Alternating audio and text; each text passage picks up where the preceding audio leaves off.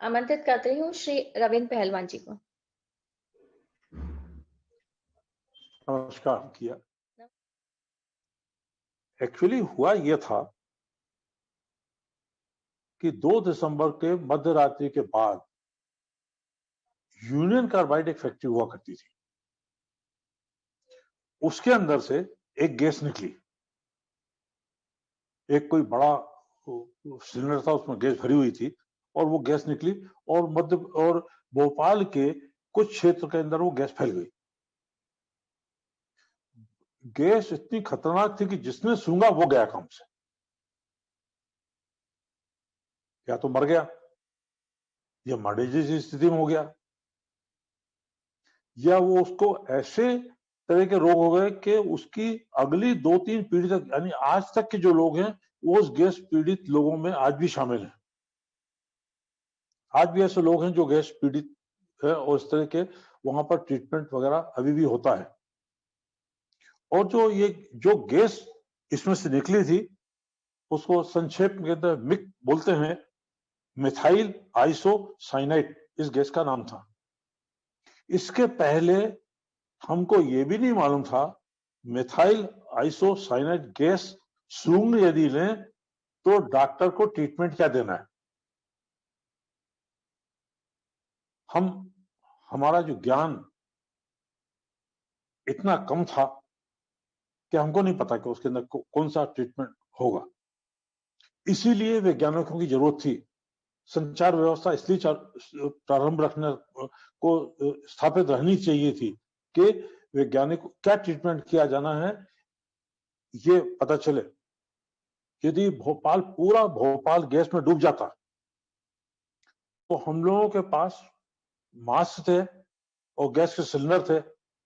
हम ऐसी स्थिति में भी जो टंक एक्शन था उसको चालू रखते और संचार व्यवस्था को भंग नहीं होने देते। इतनी तैयारी में थे हम लोग।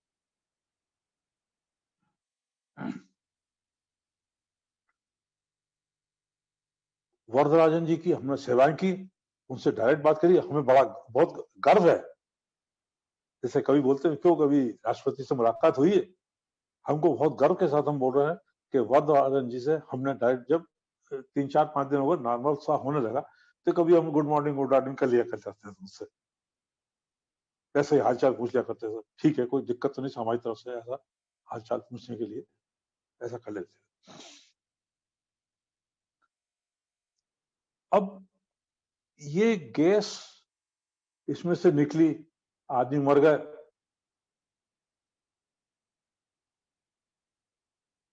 ट्रकों के अंदर एक के ऊपर एक 15, 20, 25 लाशें भर ली और चले गए। ऐसे दृश्य थे वहां पर। यानी वो कचरा भर के ले जा रहे हैं कि ह्यूमन बॉडी के ले जा रहे हैं, तो क्या बोले। यानी ऐसी स्थिति थी। यूनियन कार्बाइड में इस गैस का क्या होता था नहीं पता। उसके बाद यूनियन कार्बाइड में लगा दिया गया ताला। यूनियन कार्बाइड का क्या हुआ आप लोगों को मालूम है, आप देख रहे हैं यूनियन कार्बाइड में क्या अभी भी ताला पड़ा हुआ और उसका कचरा पड़ा हुआ है। वो कचरा वहां से निकाल के पीथमपुर में डंप करने वाले थे। फिर इंदौर के पीथमपुर के लोगों ने जब विरोध किया तो वो फिर वहां से कचरा नहीं निकाला गया, वो अभी भी पड़ा हुआ है। यूनियन कार्बाइड क्या क्या बनाती है, क्या क्या बनाती थी, यूनियन कार्बाइड करती क्या थी, हमको मालूम नहीं है, हम जानते नहीं है, हमने जानने की कोशिश भी नहीं करी। यूनियन कार्बाइड सेल और टार्च बनाती थी और आज भी बनाती है। आज भी बनाती है तो मतलब ये क्या भोपाल की फैक्ट्री चालू है? नहीं, भोपाल की फैक्ट्री बंद है।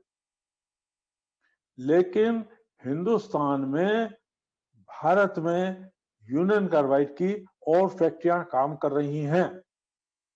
वो कितनी है उनकी संख्या हमको नहीं मालूम, लेकिन एक फैक्ट्री लखनऊ में है, एक फैक्ट्री श्रीनगर में है और मेरे बहुत क्लोज लोगों ने उन फैक्ट्रियों में दोनों तीनों फैक्ट्रियों में सेवाएं दी, भोपाल की यूनियन कार्बाइड में भी, श्रीनगर की भी और लखनऊ की भी। इसलिए मैं इतने दावे से आपको बता रहा हूं, उसमें अपनी सेवाएं दी और बहुत अच्छी सेवाएं दी। ये इसमें हम क्या करें, हमारी जानकारी है कि हम इसमें क्या करें, बचाव कैसे करें। देखिए, जो हमने किया है, जो हमने पढ़ा है, उसको हम चर्चा करें, बताएं और थोड़ी सी जागरूकता पैदा करें।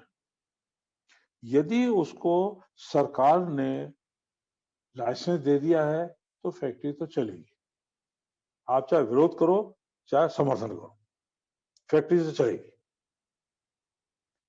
हम कम से कम लोगों के बीच में ऐसी जन जागृति पैदा कर सकते हैं कि इस तरह की चीज हमारे लिए हानिकारक है। हम ये मुहिम को लेकर चल रहे हैं कि कौन से कीटनाशक मिलाने से ये कौन से नुकसान होता है, जमीन को क्या नुकसान होता है, फसल को क्या नुकसान होता है, उस फसल को खाने से हमको क्या नुकसान होता है, ये हम जन जागृति में इसके अंदर लगे हुए। क्या हमने कभी विचार किया जो वहां से तोड़ के जो सब्जी फल लगे हुए हैं उनको जब हम उखाड़ के घर में ले आते हैं तो कौन से केमिकल से साफ करते हैं, कौन से केमिकल से उसको पकाते हैं और उसके क्या दुष्परिणाम है। लोग अभी वहां तक नहीं है। आप ये सोच रहे हो कि उसको जमीन में या वहां पेड़ में लगा हुआ और वहां पर ऊपर से कीटनाशक छोड़ रहे हैं, नहीं। वहां से जब लेके अपना आते हैं, जहां पर स्टोर करते हैं, वहां पर उनको पकाने के लिए और उनको सुरक्षित रखने के लिए उसके अंदर न जाने कौन कौन से दवाएं डाली जाती है, औषधि डाली जाती है जो हमारे स्वास्थ्य के लिए हानिकारक है। यदि इंदौर की जहां तक बात करें तो जो लोग जिनको मालूम होगा कि जो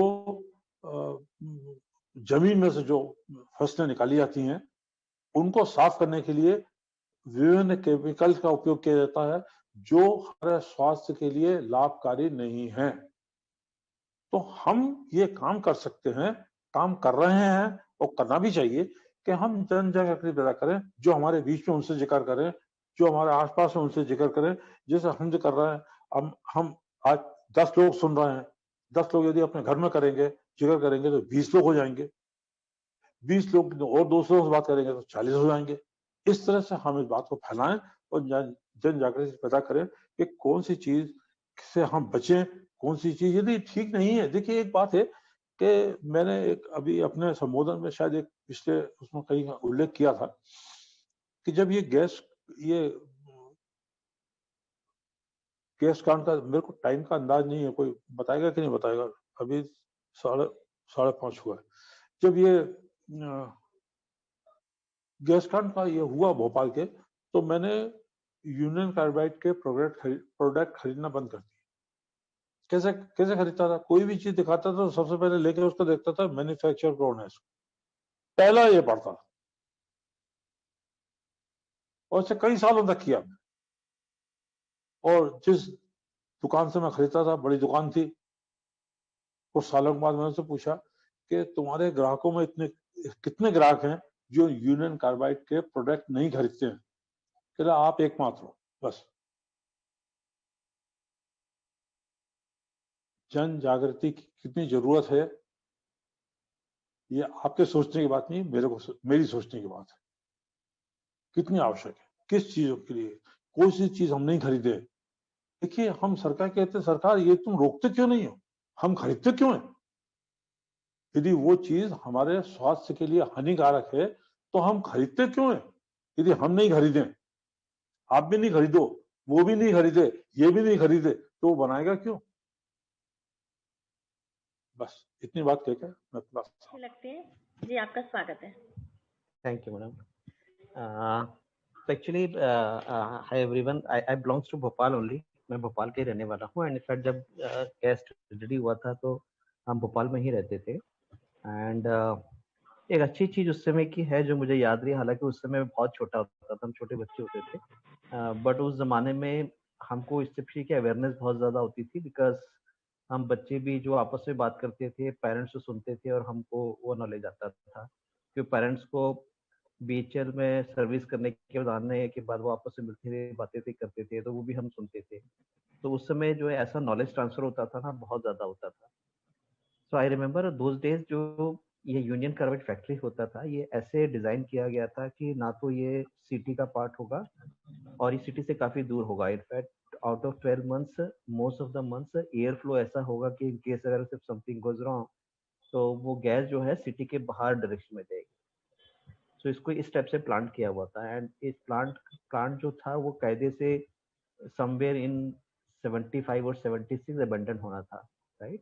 बिकॉज उसके बाद काफी परमिशन ऐसे मिली थी जिसकी वजह से सिटी एक्सपांड हो गया था, बट समहाउ वो प्लांट चलता रहा। एंड यहाँ पे जो थोड़ा बहुत मुझे नॉलेज है वो ये है कि this is mainly major stakeholders of US based company, and in fact I work with Mahindra nowadays, and इस फैक्ट्री में महिंद्रा का भी एक छोटा सा शेयर हुआ करता था। नाउ ये फैक्ट्री अबंडन नहीं हुआ for variety of political reasons, right? But ये सिटी एक्सपांड करता हुआ यूनियन कार्बाइड फैक्ट्री के आसपास अगर आप देखेंगे तो काफी स्लम एरियाज डेवलप हुआ है। सो प्रॉपर कंस्ट्रक्शंस नहीं हुए हैं, बट स्लम एरियाज काफी डेवलप्ड हो गया over a period of time, mainly unauthorised, and because of political motive ये धीरे धीरे करके वो सारा रेगुलराइज हो गया। But at the same time, if you know, the city, Bhopal is divided in three parts, you know, old city, new Bhopal and BHL. So if you remember, जब BHL Bhopal establish हुआ था, उस जमाने में BHL में nuclear turbine बनते थे starting में, right? But somehow for some reason ये न्यूक्लियर टर्बाइन आफ्टर 5 years वो डिसीजन गवर्नमेंट को हुआ कि यहाँ पे हम नहीं बनाएंगे। बट वो फैक्ट्री कुछ ऐसा डिजाइन किया गया था कि ये सिटी से एटलीस्ट 20-25 किलोमीटर दूर होगा। एट द सेम टाइम वहाँ पे काफी सेफ्टी प्रिकॉशंस लिए गए थे।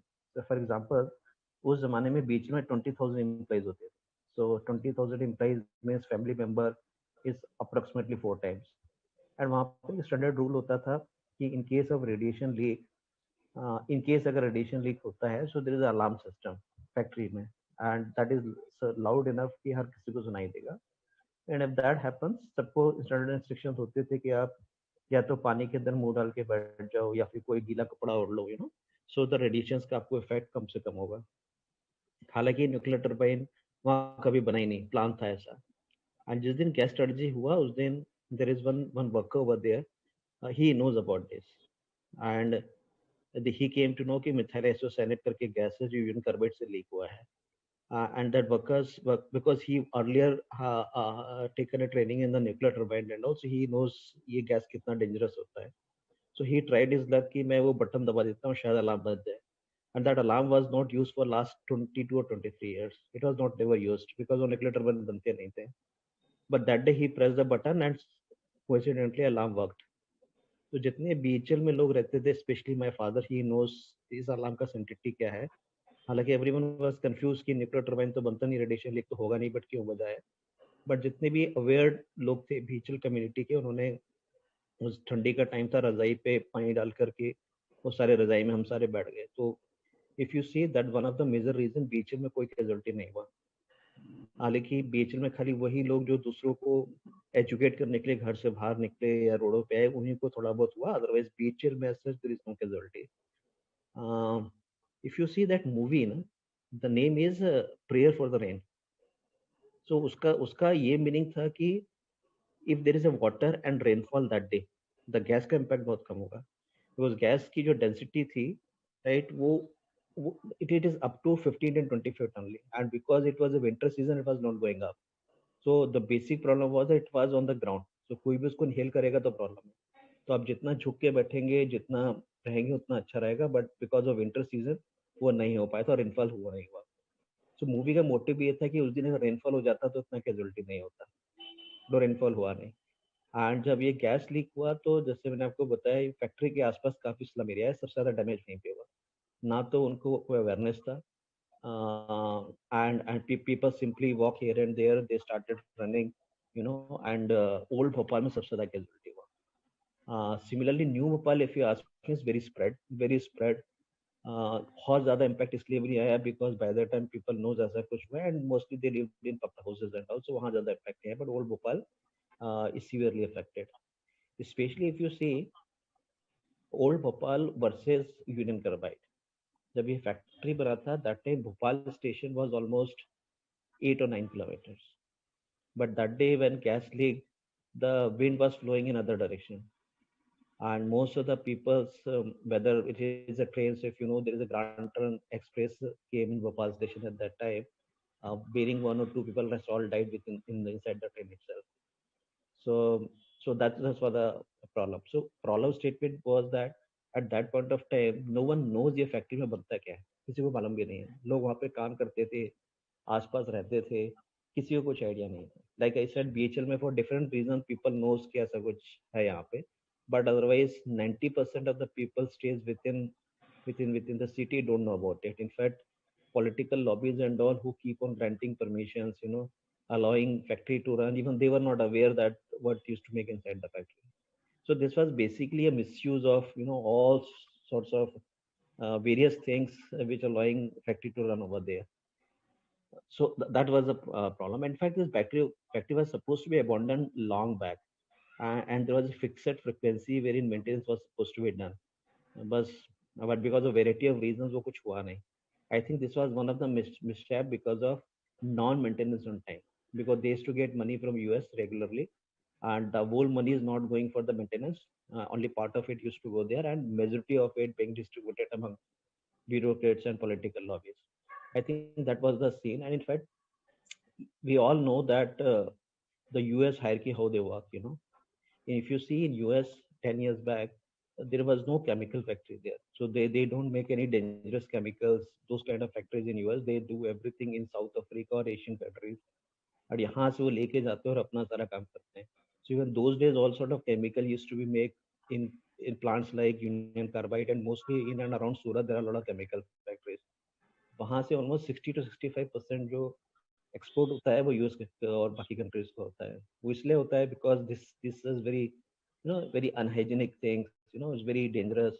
जो लोग इसमें काम करते हैं उनको बड़ा सीवियरली अफेक्ट करता है, तो वो लोग इसमें कभी इन्वॉल्व नहीं होते. So they use poor countries like us for making of such thing. So Union Carbide का इतना थोड़ा बहुत मुझे नॉलेज है, बट आपकी जब data point what I remember is that after this US whatever we say, but they are very ethical people. So they have given the complete compensation. So in 1984 terminology, they have given a compensation of 1800 crores. In today, if you translate, it is closer to almost close to 10,000 or 12,000 crores. But that compensation has not been gone to the people. In fact, the interest which government has done so far, even that has not been distributed. But they have given their part. They have given the compensation, everything. So, and at that point of time, casualties goes official figure what being declared was 10 or 12,000, but actually it is 4 lakh plus. And of late, when Tata made a survey for the compensation, the list was made of 40,000. So government official figure is 40,000 plus, but actual casualty was, I think, close to 4 lakh. But the worst thing is at that point of time, beyond human being, whether it is cattle, जितने भी जानवर थे वो सारे मरे 100%. So that was the major casualty. So that's something about the Union Carbide. So some people know, but most of them have forgotten it. But the fact is, this factory after this incident was supposed to be abandoned, and also it was sealed for a long time. In fact, what I heard is that methyl isocyanate which used to make over there, the plant is no more working, but that unit is being shifted to Daman, a place near to Vapi, near to Mumbai. There's a place called Daman. There is a factory over there wherein they produce methyl isocyanate. Thank you very much madam. बहुत अच्छा विषय आज आपका है.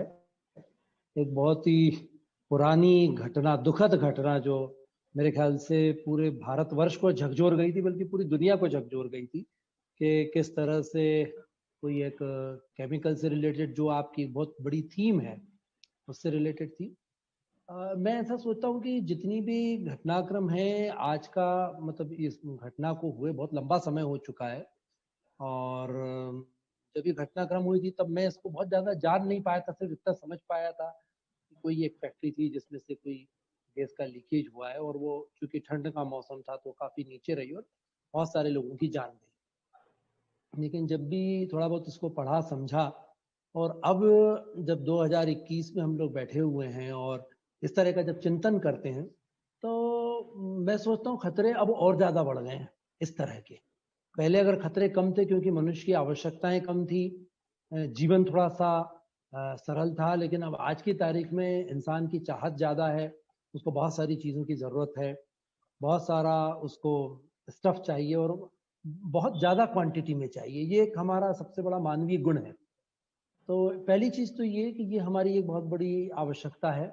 और जो लोग थोड़ा सा अपनी इन मनोभावों पर नियंत्रण करते हैं वो तो डेफिनेटली इनसे दूर हो जाते हैं, लेकिन संपूर्ण समाज को ऐसा कर पाना बड़ा मुश्किल होता है। इसका जो एक एक्शन हो सकता है कि आज भी हम ऐसा सोच रहे हैं कि यूनियन कार्बाइड को हमने हटा दिया, वो कहीं और चली गई तो कुछ। मैं ऐसा सोचता हूँ जहाँ हम बैठे हैं हमारे इर्द गिर्द भी बहुत कुछ ऐसा आज भी हो रहा है और हमें पता भी नहीं होगा।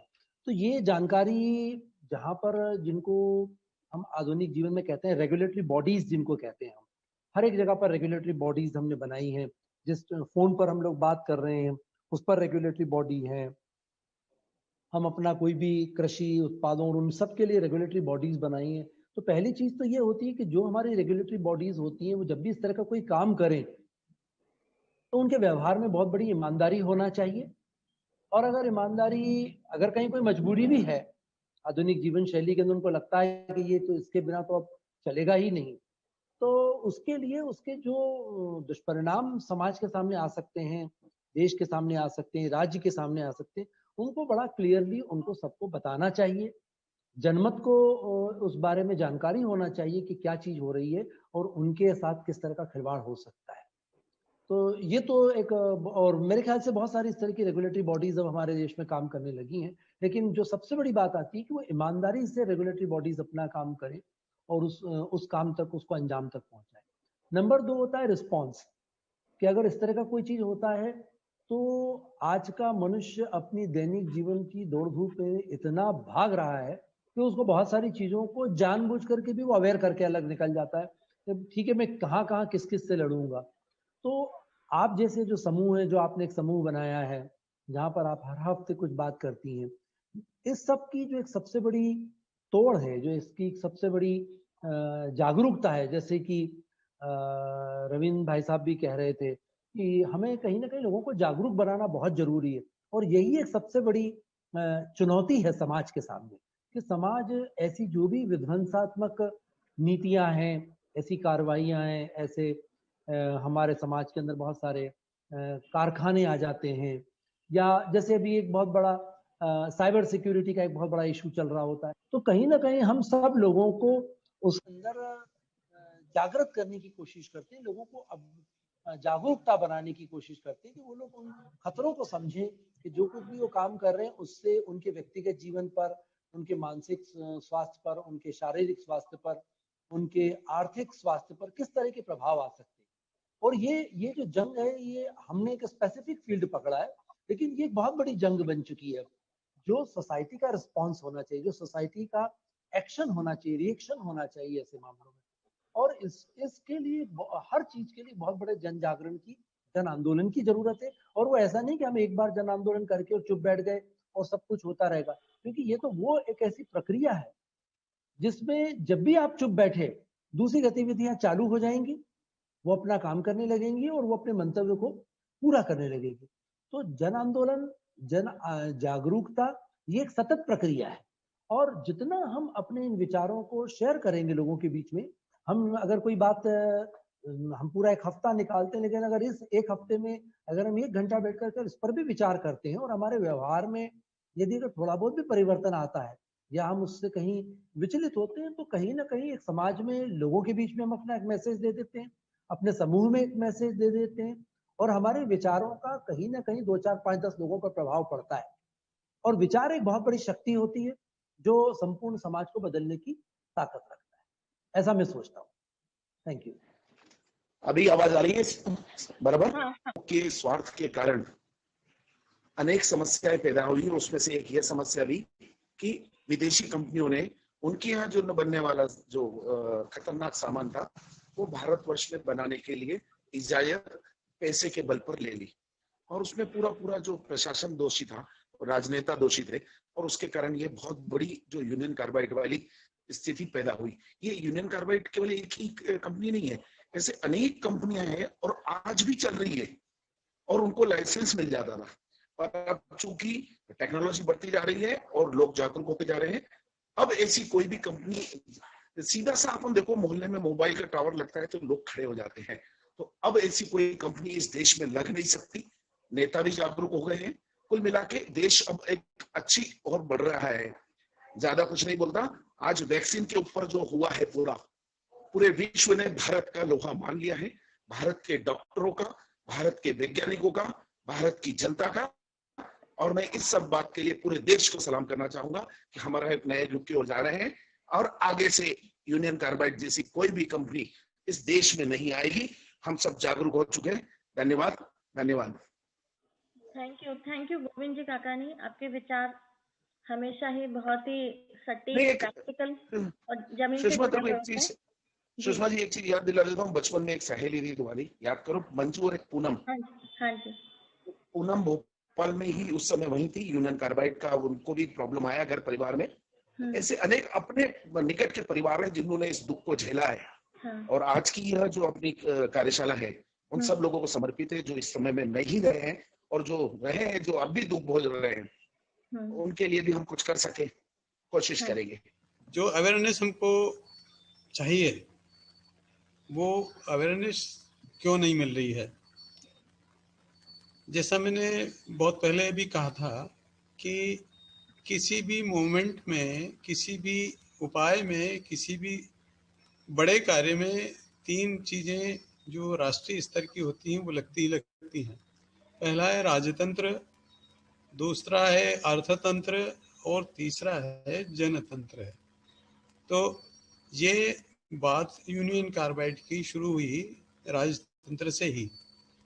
मैं उस समय, जिस समय ये कांड हुआ, उस समय मैं नरसिंहगढ़ में पोस्टिंग था मेरा, और चूंकि यंग थे उस समय तो बड़ा एक कौतूहल हुआ कि भाई आखिर ये भोपाल में हुआ क्या। तो हम लोग करीब 8-10 लोग जो हमारे मित्र सहित हम वहाँ गए। 9 तारीख को गए थे हम, अच्छे से याद मुझे, 9 दिसंबर को मैं गया था। हमने वहाँ जो नज़ारा देखा और जो लोग उससे प्रभावित थे, उनमें से कुछ लोगों से हमारी मुलाकात भी हुई। तो उनका ये कहना था, जो मैं थोड़ा एकदम ब्रीफ में बताना चाहूँगा, कि जो फैक्ट्री थी उस फैक्ट्री के पास में जो रेलवे स्टेशन था और उसके आसपास तमाम जो स्लम एरिया, सबसे ज्यादा अगर देखा जाए तो स्लम एरिया इसके रेलवे ट्रैक के साथ में था। तो प्रैक्टिकली वो सारा इसलिए इफेक्ट हुआ कि जो केसीएन है, ये जो मिक गैस है, मिथाइल आइसोसाइनाइड, इस गैस की जो टेक्निकल प्रॉपर्टी है, जो उन लोगों ने भी बताया और मुझे बाद में भी कभी इस पढ़ने में आया था, कि ये शीत ऋतु में, ठंडे समय में, चूंकि इसकी डेंसिटी बढ़ जाती है, किसी भी गैस की डेंसिटी उस समय बढ़ जाती है जब उसको ठंडक मिलती है, तो ये बजाय एटमॉस्फेयर में ऊपर जाने के ये नीचे आई, और उस नीचे आने से लोगों ने जिसने इसको इनहेल किया उसको नुकसान हुआ। इतिहास ये इसलिए हम पढ़ते हैं कि इस तरह की गलतियां अगर फिर कुछ ऐसा हो तो अवेयरनेस उसी को कहते हैं कि पहले कुछ अगर ऐसा हुआ हो या इस तरह के प्रोडक्ट में कोई जो नुकसान होता है, उस नुकसान को कैसे उससे बचा जाए या कैसे उसकी सिक्योरिटी हमको रखें। तो 2-3 बातें बड़ी अच्छी वहाँ सुनने को मिली कि जो होटल के अंदर रुके हुए थे, रेलवे स्टेशन के आसपास तमाम होटलें हैं, धर्मशालाएं हैं, और भी जो पब्लिक प्लेसेस बहुत सारी उसके आसपास बहुत हैं। तो जो रात में अंदर अपने रखे रहे बिल्कुल अंदर रहे, जिन होटलों में या जिन घरों में रोशनदान तक बंद थे, उनके ऊपर उसका कोई भी असर नहीं हुआ। ये बड़ा जोरदार वो था कि जो इनहेल करेगा तो वो इनहेल जिसने किया उसको वो नुकसान हुआ, और नुकसान हुआ तो उनके फेफड़े खराब हुए। रेस्पिरेटरी सिस्टम जो है ना वो सबसे ज्यादा अटैक हुआ, क्योंकि गैस थी वो सीधी इनहेल करके हो गई। अब जो साइनाइड है ये साइंस का सबसे गहरा जहर माना जाता है साइनाइड। तो ये साइनाइड भी इसका मॉलिक्यूल में साइनाइड शामिल है, इसलिए ये बहुत डेंजरस थी। इसमें लापरवाही जो हुई थी वो ये थी कि जो फैक्ट्री थी उसमें कहीं पानी का रिसाव होने से जो इसके जो कंटेनर्स थे उस कंटेनर्स में जरा भी पानी का रिसाव गया तो वो उसमें पंक्चर हुई है, पंक्चर होके वो गैस बाहर इवाल्व हुई है और एटमॉस्फेयर में फैल गई है। तो अगर ये फैला नहीं होता या वो पानी का रिसाव उस सिक्योरिटी के साथ भी नहीं रखा जाता कि उसमें पानी कहीं ना मिल जाए, तो वो उसके कारण भी उसका नुकसान हुआ। पर इतिहास ये कहता है कि इस तरह की चीजें दोहराई नहीं जानी चाहिए। अर्थतंत्र तो इतना स्ट्रांग है कि ये किसी भी अच्छे कानून को भी अंदर मतलब उसमें छेद निकाल के अपना काम करता है। ये हमारे सामने है। राजतंत्र हमारा बहुत कुछ कहना चाहिए कि बहुत वीक है इस मामले में, और वहाँ कहीं भी कोई भी उसमें घुस जाता है और ये सब चीजें दे देता है। ये एक pollution control board state government में भी काम करता है और सेंट्रल गवर्नमेंट में भी काम करता है, लेकिन वो पॉल्यूशन कंट्रोल बोर्ड का कहते हैं कि सबसे बड़ा पॉल्यूशन वही है। अगर वो इसको इजाजत नहीं देता तो ये फैक्ट्री वहां लग नहीं सकती थी। इसने इजाजत क्यों दी, इसके ऊपर भी जो प्रेशर होगा वो प्रेशर निश्चित रूप से राजतंत्र का प्रेशर होगा ही होगा। तो बहुत सारी चीजें हैं जिसको हम ध्यान में रखें, राष्ट्र को सर्वोपरि माने और अपने आप को सुरक्षित करने की कोई तरकीबें हमारे पास जरूर होनी चाहिए, अवेयरनेस जरूर होनी चाहिए, नहीं तो हम लुटते रहेंगे पिटते रहेंगे। धन्यवाद। सभी को नमस्कार। मैं बिल्कुल सहमत हूँ सभी लोगों से, और सभी लोग जानते हैं कि जो घटना घटी 1984 के अंदर, उसके अंदर कितने लोगों की जान चली गई, और उसके बाद में जो प्रशासन जो था उसने क्या किया। उसके अलावा जो सरकार थी, भारत सरकार ने सभी जितने भी लोग थे उनके अधिकार अपने पास में ले लिए, और उसके बाद में उन अधिकारों को लेने के बाद में उनको न्याय न दिलवाते हुए जो अपराधी थे, हाँ, सुरक्षित कॉरिडोर दे करके और नहीं करते हैं, तो हम भी उतने ही दोषी हैं। सिस्टम तो है ही, तो कागज में वो चीजें पूरी हो जाती हैं। कभी उस समय ऐसा था कि अमेरिका की मोनोपोली चलती थी पूरे संसार में, बिना अमेरिका से कोई काम नहीं करते थे। अगर वहां से फोन आ गया, एंडरसन को जैसे छोड़ा गया, तो वो भी अमेरिका के दबाव में ही छोड़ा गया था।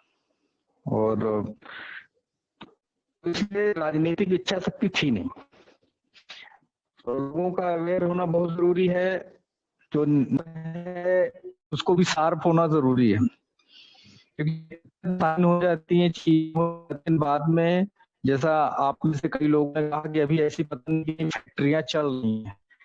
अब यूनियन कार्बाइड जैसी खतरनाक मैं नहीं समझता हूँ, संभावना से नहीं किया जा सकता है कि नुकसान से भी हो सकते हैं। क्योंकि कई बार मैं उत्तराखंड में रहा हूँ, तो वहां भी मैंने देखा है कि पूरा वहां पे सिडकुल करके होता है, जो इंडस्ट्रियल एरिया होता है। 3 जगह है पूरे उत्तराखंड में, हरिद्वार, देहरादून और रुद्रपुर में। वहां भी जो फैक्ट्रीज होती है, कई बार पता भी रहता था कि वो अपना वेस्ट होता था, बिना उसको वेस्ट मटेरियल को ट्रीट किए सीधे वाटर स्ट्रीम में छोड़ते थे, और वो आके ये बोला था कि हमको प्रोडक्ट उसका नहीं मालूम है। हाँ। सेल वो टॉर्च, और वो सेल जो अपन यहाँ जितने लोग ऑनलाइन सुन रहे हैं उन लोगों ने भी खरीदे हैं। वो यूनियन कार्बाइड बनाता है, आज भी बनाता है। अच्छा। पर सीधी सी बात, जब हम कोई प्रोडक्ट खरीदते हैं, यदि कोई नई चीज खरीदते हैं, यदि पुराने खरीदे हैं, तो हम थोड़ा सा जानकारी रखें वो नया खरीद रहे हैं तो सीरियस उसको पलटा देते तो मैन्युफैक्चर बाई पता चल जाएगा। वो स्टार्च और सेल बनाते और हम आप भी खरीदते हैं। यूनियन कार्बाइड पहले वो जो रेडियो बजा करते थे जिसमें इलेक्ट्रिसिटी के बगैर, मतलब जो ये ट्रांजिस्टर जो थे रेडियो, वो यूनियन कार्बाइड की बैटरी से ही चलते थे। 9 वोल्ट की बैटरी केवल यूनियन कार्बाइड बनाती थी, ये पक्का है।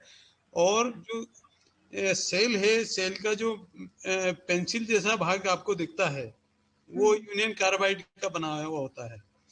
इसके अलावा मिक जो यूज होती है वो हाई सेंसिटिविटी टाइप के जो प्लास्टिक होते हैं उसको बनाने के लिए रॉ मटेरियल के साथ, मतलब उसके प्रोसेसिंग मटेरियल की तरह यूज होता है।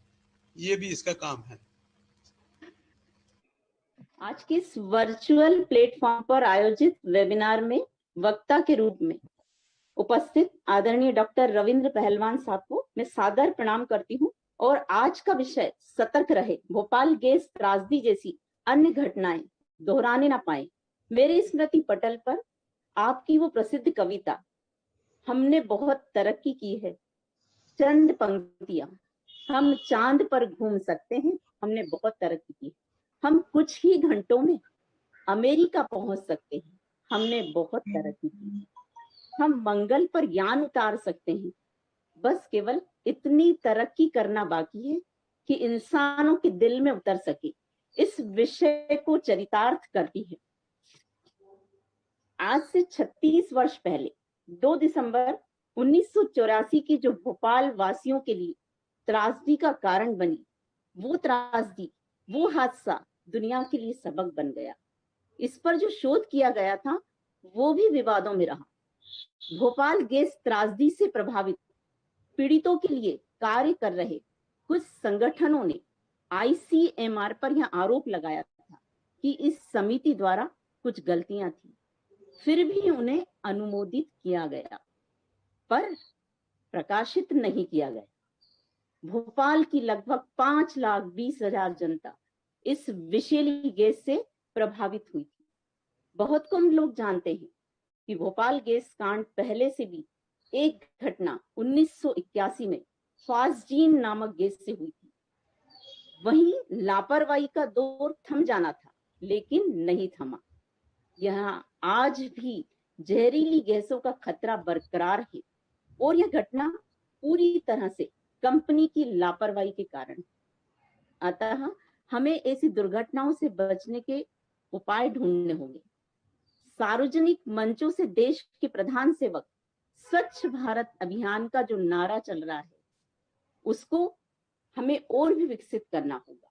हम स्वच्छ हवा में सांस ले सके, स्वच्छ जल पी सके। भारतीय संविधान का अनुच्छेद 21 हर भारतीय को स्वच्छ वातावरण में रहने का अधिकार देता है। दूसरा, प्रत्येक राज्य में प्रदूषण नियंत्रण बोर्ड को सतर्क रहने की आवश्यकता है, तभी हम ऐसी त्रासदी जैसी घटनाओं से बच सकते हैं और हमें प्रयास भी करना चाहिए। रविंद्र पहलवान सर, मैं आपको सादर प्रणाम करते हुए आप सभी को धन्यवाद देती हूँ कि आज का ये वेबिनार बहुत अच्छा है। बात मैं भी कहना चाहता हूँ। जी बिल्कुल बिल्कुल। सिर्फ मैं 23 घंटे से मतलब मुझे बचाया भगवान ने, अदरवाइज मैं भी शायद उसमें वहां पर अभी मतलब आप लोगों के साथ नहीं होता। सिर्फ 23 घंटे पहले ही मैं वो निकला हूँ। एक दिन पहले मैंने प्रोपॉइंट करा के उतना प्रोग्राम मैं 1 तारीख की रात को वहां से निकला था, भोपाल स्टेशन पे थे। हाँ, तो भगवान जानते हैं कि आप हमारे देश के लिए इतने कीमती हैं, इसलिए भगवान ने वो प्लान बनाया और भगवान का प्लान तो मतलब भगवान का ही रहता है। मैं ये कहना चाहती हूँ कि हमारे सबसे पहले कि अमेरिका का डोमिनेशन नहीं होना चाहिए। दूसरा, हमारे नेता इतना पैसा नहीं खाए कि हमारा जन हानि हो जाए। तीसरा, हम लोगों को सतर्क रहना है। हमारा चरित्र इतना अच्छा होना चाहिए कि वो एंडरसन यहाँ से कैसे चला गया। और पांचवा कि मतलब हमको जो रूटीन एजुकेशन है उसके बदले हमको प्रैक्टिकल एजुकेशन चाहिए कि आज की तारीख में कौन सा खतरा है और हमको कैसे मतलब कैसे कैसे चीजों को चेंज करना है। और तथा मैं ये भी चाहती हूँ कि अगर कुछ भी ऐसी चीज है तो पूरे देशवासियों को फटाफट पता चल जाना चाहिए, क्योंकि आज हमारा कम्युनिकेशन सिस्टम बहुत इम्प्रूव हो गया है। तो अगर कुछ ऐसा मतलब भगवान न करे ऐसा कुछ हो, पर हमारा कम्युनिकेशन सिस्टम इतना अच्छा होना चाहिए कि हमको फटाफट पता चल जाना चाहिए कि हमें क्या करना है। इससे भी पहले हमको सतर्क होना है कि ऐसे कितने गलत चीजें चल रही हैं। और इसी के साथ मैं सभी को धन्यवाद देती हूँ, सभी ने